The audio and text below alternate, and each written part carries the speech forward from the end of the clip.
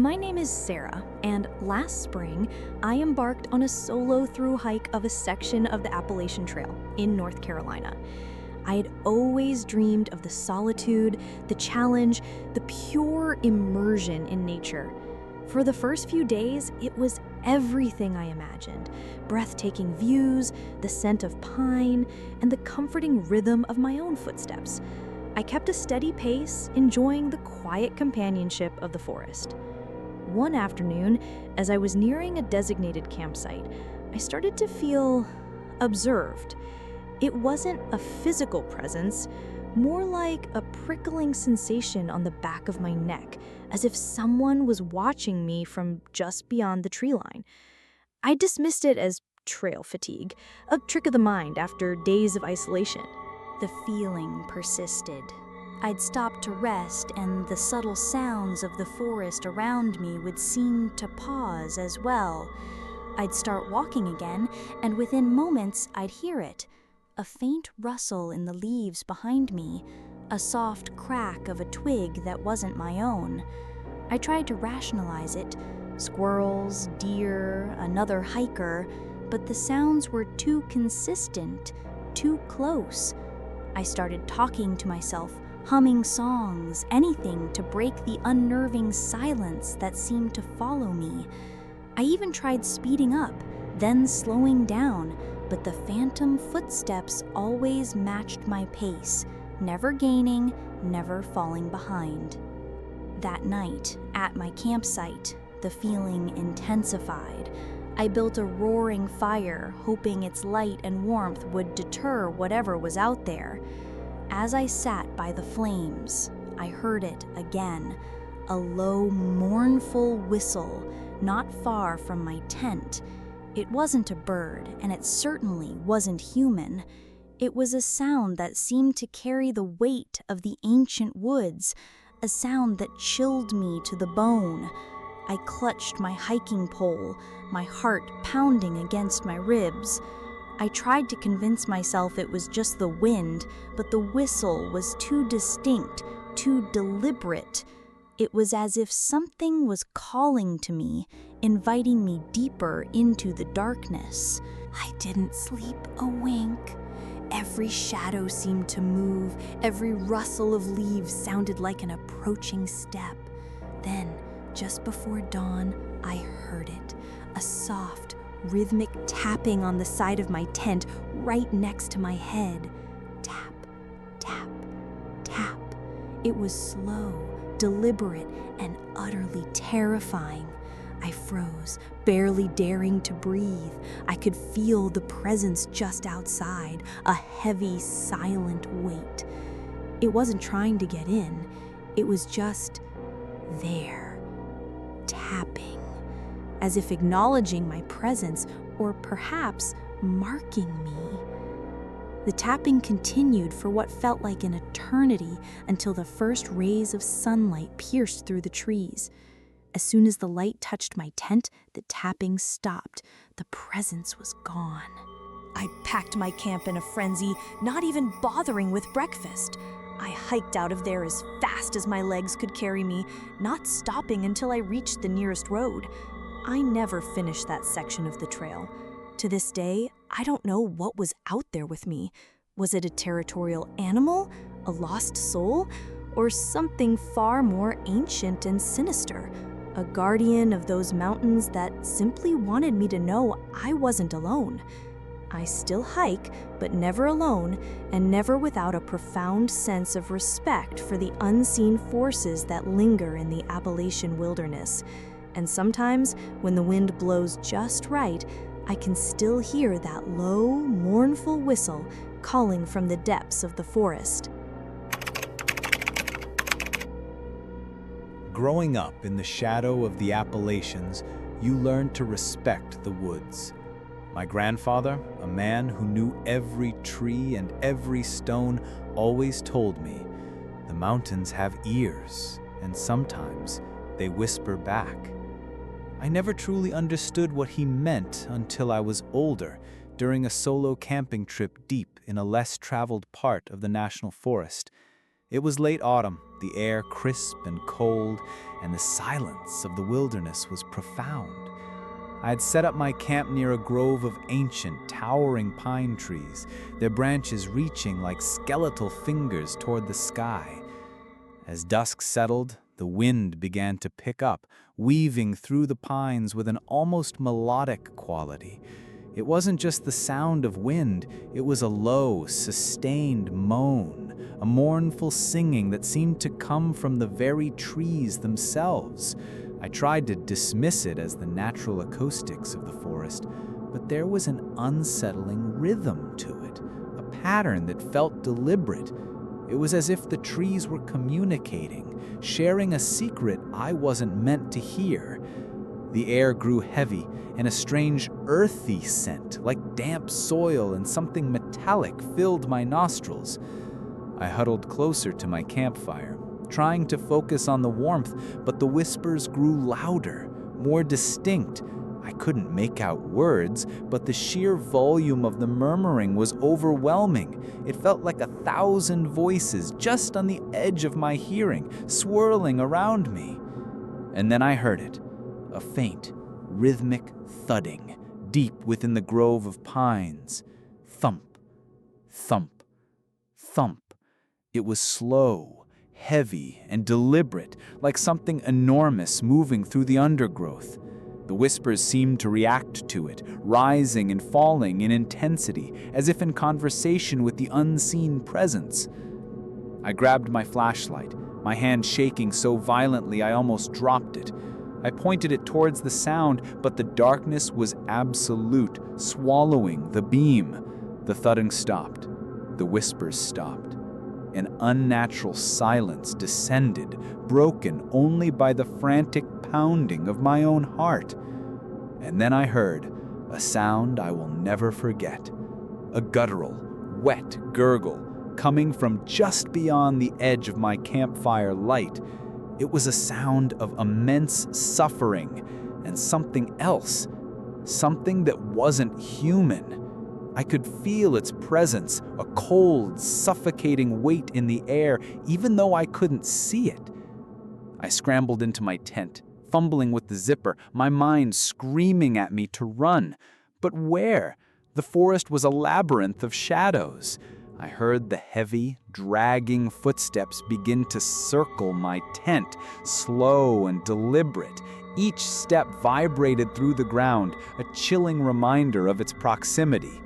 I could hear its raspy breathing, a wet, ragged sound that filled the small space of my tent.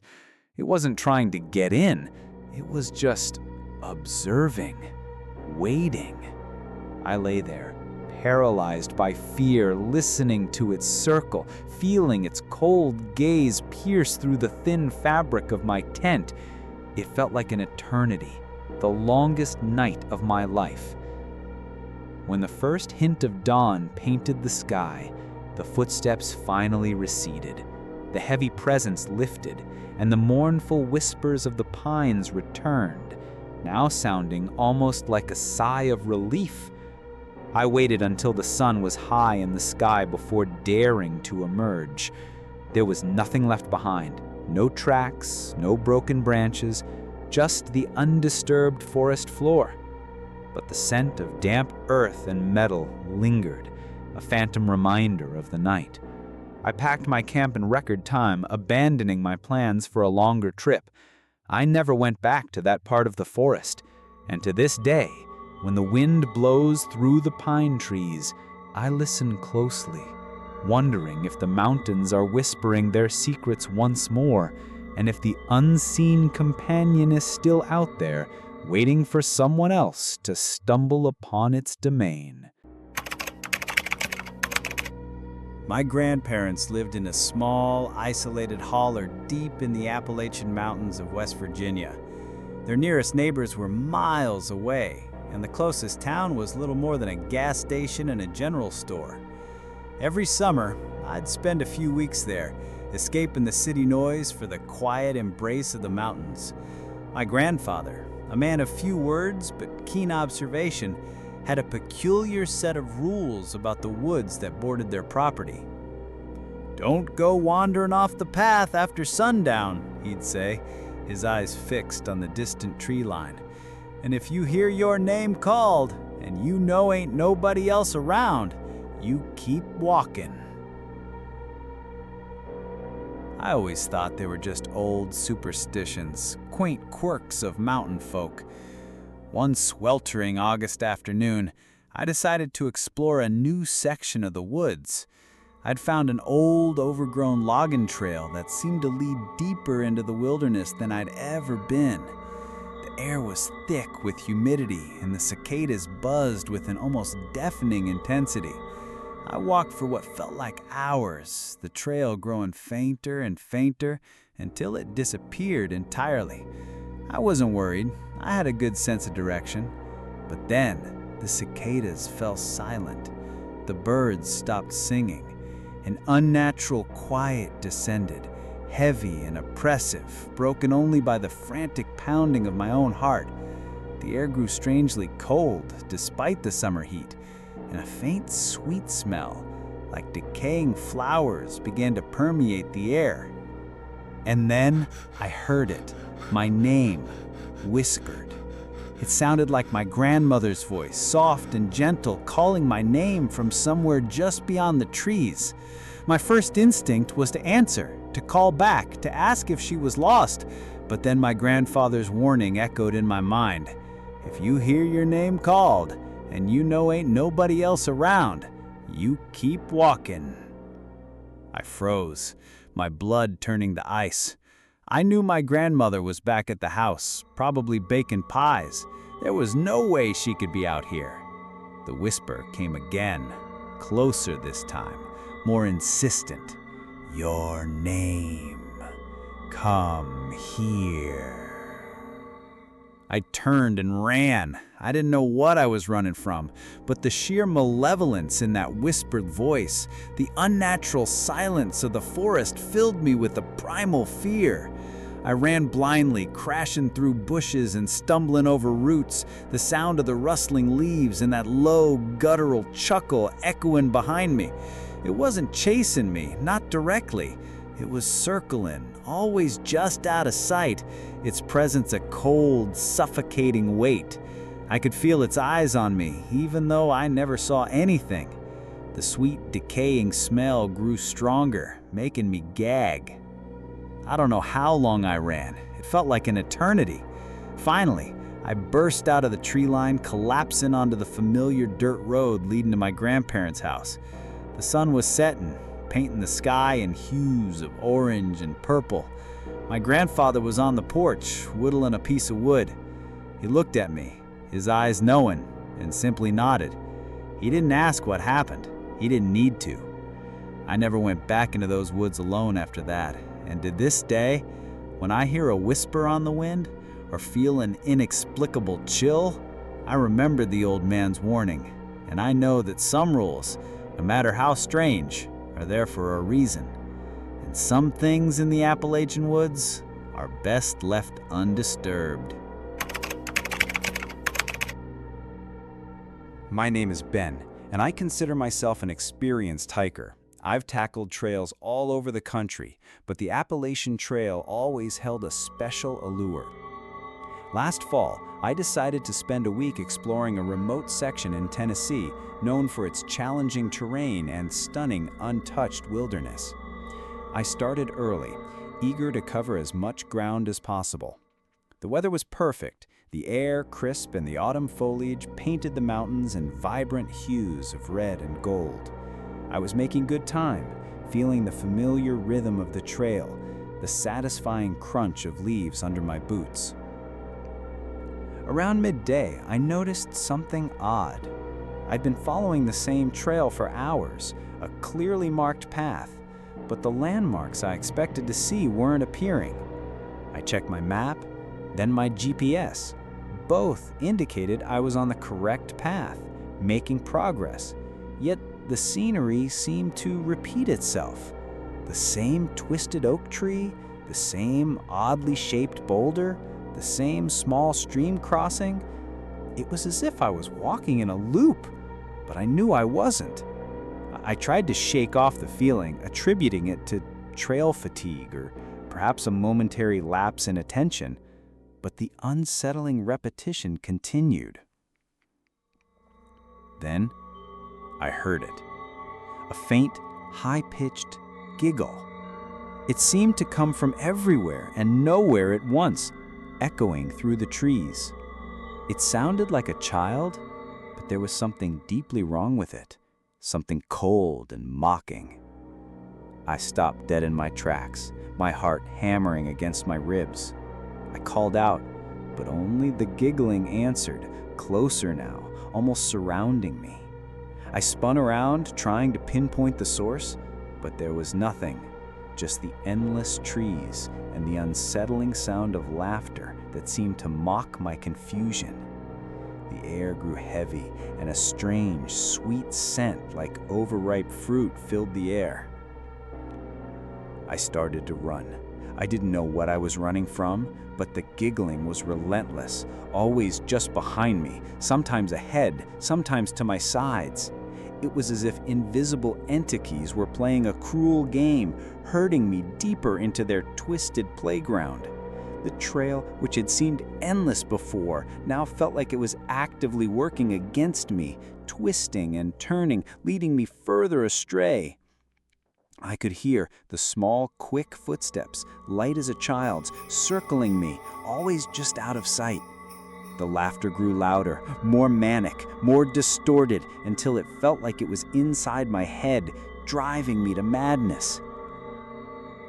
I ran until my lungs burned and my legs gave out, collapsing onto the forest floor.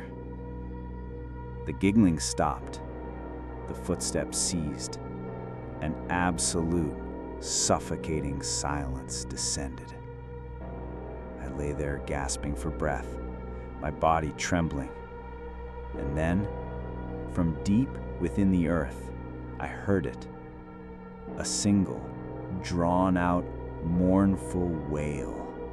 It wasn't a human sound, nor an animal. It was a sound of ancient sorrow, of profound loss, a sound that seemed to vibrate through the very ground beneath me. It was the sound of the trail itself, weeping. I knew then that I wasn't just lost. I was trapped. Trapped in a place where time and space had no meaning, where unseen entities played with human minds. I don't know how long I wandered. Days? Weeks?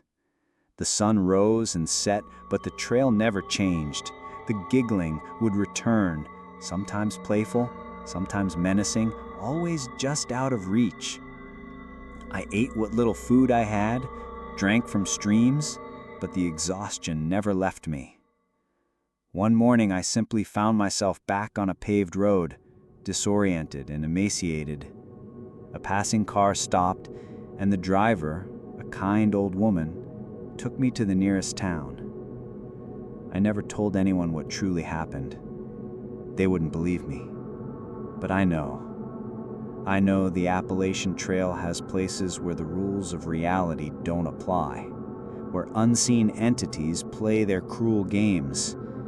And sometimes, when I close my eyes, I can still hear that high-pitched giggle and the mournful wail of the endless trail calling me back into its embrace. My name is Jake, and I'm a seasoned backpacker. I've spent countless nights alone in the wilderness, finding solace in the quiet solitude of nature. Last summer, I decided to tackle a challenging solo trip through a particularly remote section of the Appalachian Trail in Virginia. The forecast was clear, but as often happens in the mountains, a sudden, unexpected storm rolled in on my third night. I quickly set up my tent, grateful for its sturdy construction, and settled in to wait out the rain. The rhythmic drumming of raindrops on the tent fabric was surprisingly soothing, and I found myself drifting off to sleep.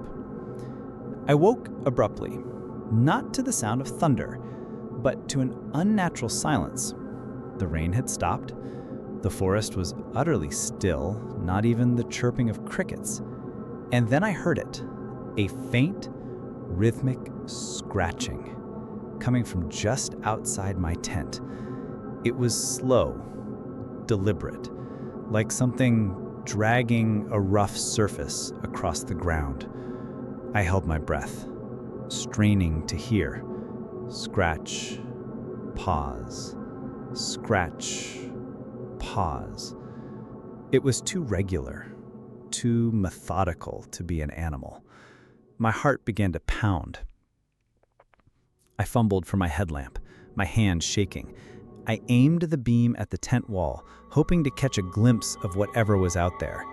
The scratching intensified, now directly against the fabric, right where my head was. I could hear a low, guttural breathing, heavy and ragged, just inches away. It wasn't a bear. It wasn't a deer. The sound was too deliberate, too intelligent. I could feel the pressure against the tent, as if something was leaning against it, its weight pressing down. I squeezed my eyes shut, trying to make myself invisible, wishing I was anywhere but there. And then a single sharp tap right in front of me. It wasn't a scratch, it was a tap, like a finger. And then a long, wet sniff. I could feel its breath, cold and foul, seeping through the tent fabric. It was smelling me, assessing me. I lay there, rigid with terror, tears silently streaming down my face. I could hear its heavy breathing, its slow, deliberate movements as it seemed to circle my tent, sniffing, tapping, always just out of sight. It wasn't trying to break in. It was just watching, waiting. And the silence of the forest around it was absolute, as if even nature itself held its breath in its presence. I don't know how long it stayed. Hours, perhaps. It felt like an eternity. When the first hint of dawn began to lighten the sky, the sounds slowly receded. The heavy presence lifted, and the forest slowly came back to life. The crickets resuming their chorus, the wind rustling through the leaves. I waited until the sun was fully up before daring to emerge. There were no tracks, no broken branches, no sign that anything had been there. But the faint, foul smell lingered, and the memory of that cold breath, that deliberate tap, was seared into my mind. I packed my camp in a daze, abandoning my trip. I never went back to that section of the trail. And to this day, when I'm alone in the wilderness, I sometimes feel that familiar, prickling sensation, that sense of being watched. And I know that some things in the Appalachian Mountains are not just wild, but ancient, and they watch from the shadows, waiting for their moment. My name is Liam, and I've always been drawn to the hidden corners of the world, places where history and nature intertwine. Last summer, I was exploring a lesser-known section of the Appalachian foothills in Kentucky, drawn by rumors of ancient Native American trails and forgotten homesteads. The forest was thick and quiet, the air heavy with the scent of damp earth and old growth. I was looking for a specific landmark, a large, flat rock known locally as the Offering Stone, said to have been used for centuries by various peoples. After hours of hiking off trail, I found it, the Offering Stone. It was massive, covered in moss and lichen, with strange swirling carvings etched into its surface. Around it, the ground was strangely clear, as if nothing dared to grow too close. As I approached, a sudden gust of wind swept through the clearing, carrying with it a faint, almost musical chime. It was beautiful, but unsettling. I noticed small, peculiar items placed on the stone: dried flowers, polished stones, a few tarnished coins, and a small, intricately carved wooden bird. They looked ancient, but also strangely fresh. It was clear someone was still visiting this place. I decided to stay for a while to soak in the atmosphere. As the sun began to dip below the tree line, casting long, eerie shadows, I heard it. A low, rhythmic chanting. It was very faint, almost like a heartbeat, coming from deeper in the woods. It wasn't a language I recognized, but the sound was deeply resonant, primal. The musical chime from earlier repeated, louder this time, more insistent. A chill ran down my spine. This wasn't just a historical site, it felt alive. And whatever was performing the ritual, I knew I shouldn't be here. I tried to leave, but the forest seemed to shift around me. The path I had taken to the stone was gone, replaced by an impenetrable wall of trees. The chanting grew louder, closer, now accompanied by the rhythmic thud of bare feet on the earth. The musical chime turned into a discordant clang, a warning. I could feel a presence, many presences, moving through the trees, surrounding the clearing. They were trying to hide. They were moving with purpose, their chanting growing into a guttural, hypnotic roar. The air filled with a strange, earthy smell, like wet soil, and something else, something ancient and wild. I scrambled behind the offering stone, trying to make myself as small as possible. The chanting reached a fever pitch, then abruptly stopped. A piercing shriek echoed through the clearing, followed by a chorus of guttural roars. Something large crashed through the undergrowth, very close. I dared to peek. Through a gap in the foliage, I saw them. Figures. Tall, gaunt, their skin covered in strange symbols, their eyes glowing with an unnatural light. They moved with an unsettling grace, their bodies adorned with bones and feathers. They weren't human. They were something else. And they were looking for something. Or someone. Me. I ran blindly, not caring where I was going, just away from that clearing, away from those figures. I could hear their roars, their guttural calls echoing behind me. They didn't seem to pursue me directly, but their presence was everywhere, a suffocating weight in the forest. I ran until I collapsed, my lungs burning, my body trembling. When I finally found my way back to civilization, I was disoriented, scratched, and utterly terrified. I never told anyone what I saw. They wouldn't believe me. But I know the Appalachian Mountains hold ancient secrets, and some places are best left undisturbed. And sometimes, when the wind blows just right, I can still hear that low, rhythmic chanting, and the memory of those glowing eyes forever burned into my mind.